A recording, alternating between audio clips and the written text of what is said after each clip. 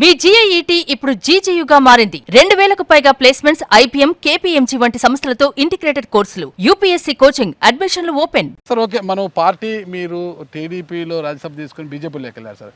ఇవి చాలా చోట్ల జరుగుతుంది. అంటే ఒక పార్టీలో పదవి తీసుకొని ఇంకో పార్టీలోకి వెళ్ళడం ఇంకోటి చెప్తా పార్టీ మారడం. నేను gown to the Chandrababu Naidu గారు, ఇట్లా నాకు ప్రెజర్స్ ఉన్నాయి. నేను ఆయనతో 1-to-1 మీటింగ్ చేశాను. నాకు ఇట్లా ప్రెజర్స్ ఉన్నాయి, దేశాని కోసం రావాలని ఆర్డర్స్ ఇస్తున్నారు. వాళ్ళు ఒకవేళ గట్టిగా చెప్తే, కూర్చోబెట్టి చెప్తే నేను నో అనలేను సార్. నేను ఎందుకంటే అక్కడి నుంచి వచ్చిన వాడిని. వాళ్ళు కావాలంటే నేను పోవాల్సి వస్తుంది. అలాగే సమైకాంధ్ర అయిపోయేది. వాళ్ళు ఎట్లా రమ్మన్నారు, నేను కాంగ్రెస్లో తెలుగుదేశంలో చేరిపోయినాను. బికాజ్ అక్కడి నుంచి వచ్చినాను కాబట్టి, కాంగ్రెస్ నుంచి. సమైకాంధ్రలో ఓడిపోయిన తర్వాత రాష్ట్ర డివిజన్ అయితే చంద్రబాబు గారు పంపినట్లే నేను అక్కడ బీజేపీలో కూడా పాతాన్ని పిలిస్తే పోవాల్సి వస్తుంది. నో ఛాయిస్ అని చెప్పాను. సో ఈ మూడు పార్టీలు ఒక్కో విధంగా కాంగ్రెస్ మా నాయన వాళ్ళంతా అప్పుడు ఉండేదంతా వాళ్ళు అక్కడే ఉంటారు, ఎమ్మెల్యేలుగా ఉంటారు, ఫ్రీడమ్ ఫైటర్స్గా ఉంటారు. ఇక నేను కొద్దిగా బీజేపీకి ఉండేవాడిని. నేను చంద్రబాబు నాయుడు గారి దగ్గర ఇది ఎవరిబడి షుడ్ నోట్, నేను చెప్పింది ఏమంటే నా కొడుకు తెలుగుదేశంలో ఉన్నాడు, వాళ్ళు దేశాని కోసం నా ఓటు కోసం రమ్మంటున్నారు, వాళ్ళు డిస్క్వాలిఫై కారాదని వస్తున్నారు. మేము పోయినామంటే మిగతా వాళ్ళు వలసలు వస్తారు. బీజేపీలో ఎంపీస్ రాజ్యసభలో నంబర్ పెరుగుతుంది. దేశానికి సంబంధించిన పార్లమెంటరీలో రెజల్యూషన్స్ అంతా అప్రూవల్స్ అయిపోతాయి చక్క అని చెప్పాను. పోతే బాగుంటుంది అని ఆయన అన్నాడు పెద్ద మనిషిగా.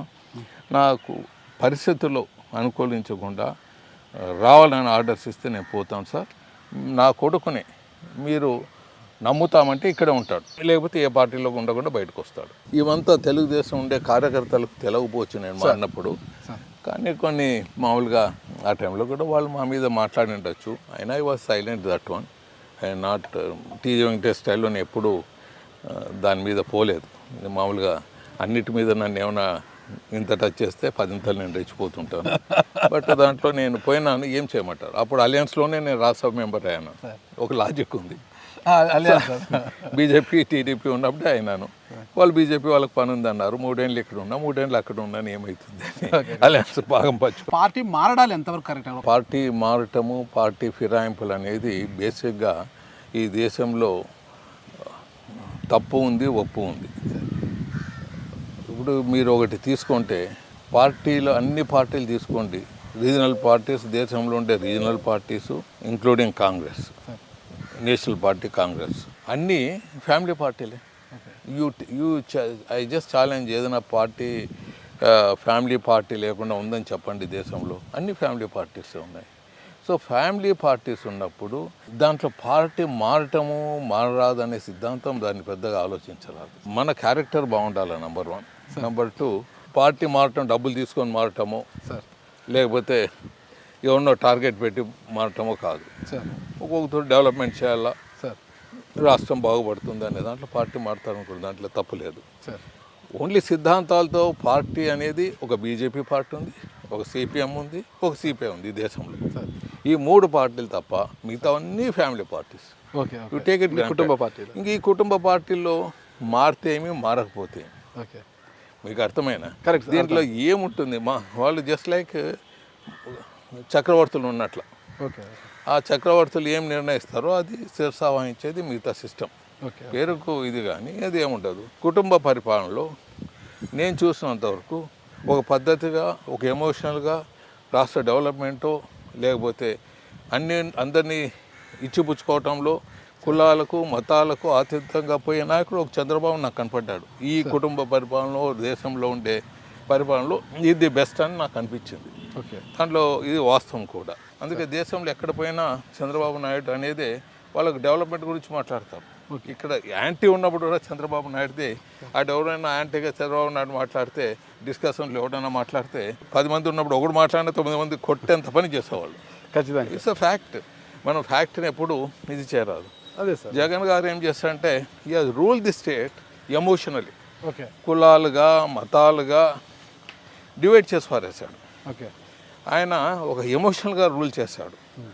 ఆయన ఎప్పుడు రాష్ట్ర ముఖ్యమంత్రి అయ్యారో ఫస్ట్ థింగ్ నేను చెప్పాను, ఇది 3 క్యాపిటల్ చేసే పద్ధతిలో షిఫ్ట్ చేయొచ్చు, అది ఎక్కడ అనేది తెలియదు, 3 క్యాపిటల్స్ చేయొచ్చు, 3 ప్రాంతాల్లో ఎక్కడ పెడతాడో తెలియని ఇదని పెద్ద స్టేట్మెంట్ ఇచ్చాను. Big news. మీరు అప్పుడు మాట్లాడారు సార్, అంటే రాయలసీమ ఒకటే కర్నూలుకు హైకోర్టు ప్రకటించడము అది మరి హర్షించదగ్గ విషయం. దాంతోపాటు మినీ సెక్రటేరియట్ కూడా కావాలని. అది సబ్జెక్ట్ వేరే. ఫస్ట్ ఇది నా ఫైట్ ఆల్ ది టైం ఉండేది, ఒకటి summer capital, winter capital, mini secretariat పెట్టండి. హైకోర్టు బెంచ్ అంటే మినీనే, ఇది సెక్రటరేట్ మినీ సెక్రటరేట్ అది మినీనే. సో ఇవి పెట్టండి, ఇక్కడ ఒకటి వైజాగ్లో ఒకటి పెట్టండి. మహారాష్ట్రలో ఉంది, కాశ్మీర్లో అన్నీ ఉన్నాయి. ఈయన ఏం చేశాడు, 3 ముక్కలాట ఆడాడు. అది చేయకుండా ఏదో మేము చెప్పినాం చేయాలా అనేది నా సిద్ధాంతంలో పోయాడో తెలియదు, కానీ కొత్త విధానం తీసుకొని వచ్చి ఆ క్యాపిటల్ని 3 ముక్కలు చేసి పారేశాడు. ఒక రాజధాని ఇట్లా 3 కట్ చేసి పారేశాడు. మేము మినీ పెట్టండి అయ్యా, వైజాగ్ పోలేము, మాకు మినీ పడేయండి. వైజాగ్ ఆడ వైజాగ్ క్యాపిటల్ ఉంటే ఇక్కడి నుంచి ఒక ఢిల్లీ పోయినంత పని అవుతుంది మాకు, ఎందుకు అలా చేస్తారు?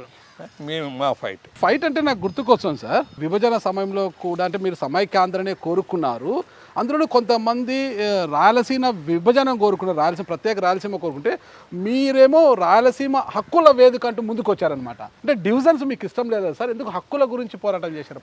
రాయల తెలంగాణ అని కూడా వచ్చింది మధ్యలో. అవును సార్, రాయల తెలంగాణ. నాకు ఈ దీనితో సంబంధం లేదు, నాకు only fight for our backwardness. Telangana division అయినాక ఇంక ఒట్టి రాయలసీమ ఒకటి మిగిలితే ఏముంటుంది మనకు? రాయలసీమలో 2 నాయకత్వాలు ఉన్నాయి, వైఎస్ఆర్, చంద్రబాబుది. వాళ్ళిద్దరూ డివిజన్కి ఒప్పుకోరు. మన ఊరికే ఫైట్ చేసిన వాళ్ళం. ఒకనొకప్పుడు రాజశేఖర రెడ్డి గారు రాష్ట్ర డివిజన్కి ఉద్యమం పెట్టి ఫెయిల్ అయిపోయాడు. ఆయనే ఫెయిల్ అయినప్పుడు మిగతా వాళ్ళు ఏం చేస్తారు? ఊరికి అనవసరంగా కప్పగంతులు వేస్తారు. దాన్ని ఆచరణలో పెట్టేదానికి ఉన్నవి చేసుకోండి అంటే ఉన్న ఊరా పెట్టుకోరు. మనం హక్కులకు ఫైట్ చేయండి, డెవలప్ అయినాక మీరు నిర్ణయించండి సపరేట్ కావాలని. ముందు లేకుండా బట్టలు ఇప్పుకొని రోడ్లో నిలబడితే ఏమొస్తుంది? ముందు హక్కులు పోరాడండి, డెవలప్ కాండి, మరి దేవుడు ఉన్నాడు. మీకు మనకు కేపబిలిటీస్ ఉండి సపరేట్ ప్రాంతంగా ఉండాలంటే అప్పుడు మనం ఆలోచించవచ్చు. ఏమీ లేకుండా ఊరికే మనం విభజనని, డెవలప్మెంట్ ప్రాజెక్ట్స్ అవంతా ఇడిచిపెట్టేసి దానికి ఫైట్ చేయకుండా, ఇప్పుడు దీనికి మీన్ ఎన్నో తెచ్చుకోగలిగాం. మనం రాయలసీమ యూనివర్సిటీ తెచ్చుకోగలం, విద్యార్థులతో ఫైట్ చేసి రాయలసీమ హక్కులు. ఉర్దూ యూనివర్సిటీ తెచ్చుకున్నాం చంద్రబాబు గారితో, ఎయిర్పోర్ట్ తెచ్చుకున్నాం, లిఫ్ట్ ఇరిగేషన్లో అవి దండి డెవలప్ చేశాము. నేను పదవిలో ఉంటే ఉద్యమం పక్కన పెట్టి పదవిలో చేశాను, పదవిలో లేనప్పుడు ఉద్యమాన్ని నడిపి అది సాధించుకోవటం జరిగింది. దండి ఉన్నాయి చెప్పాలనుకుంటే. ఇవన్నీ మనం బోర్డులు వేసుకోకుండా పదవిలో ఉన్నప్పుడు మీకు చెప్పాను, రోడ్స్ ఎన్ని వేల కోట్లు తెచ్చాము. ఇలా ఏదో విధంగా తెచ్చుకుంటూ వచ్చాం. చంద్రబాబు నాయుడు గారు క్యాపిటల్ ఒకటే ఉంటున్నాడు, మళ్ళీ మేమైనా ఫైట్ ఇస్తే అది కప్పగంతులు అవుతుంది. సో ఆయన క్యాపిటల్ పెట్టారో అది ఇన్ బిట్వీన్. ఇప్పుడు ఆంధ్రాలో విజయవాడ అనేది ఇన్ బిట్వీన్. మేమేం చెప్తున్నాం అంటే మాకు ఇక్కడ మినీ సెక్రటరియట్ అండి, హైకోర్టు పెంచేయండి, మినిస్టర్లు వన్స్ ఇన్ ఇయర్ ఒకటి పక్కన హోటల్లో దిగుతారు, ఒక 10 రోజులు 1 month. ఇక్కడ ఒకటి అసెంబ్లీ చేయండి, మినిస్టర్లు తిరుగుతుంటే డెవలప్ అవుతుంది. అది ఇప్పటికే ఉన్నాను. దాంట్లో భాగంగా హైకోర్టు బెంచ్ చంద్రబాబు గారు ఒప్పుకున్నారు. We are grateful to him. అందులో భాగంగానే ఇక్కడ హైకోర్టు బెంచ్ ఇస్తా ఉన్నాడు.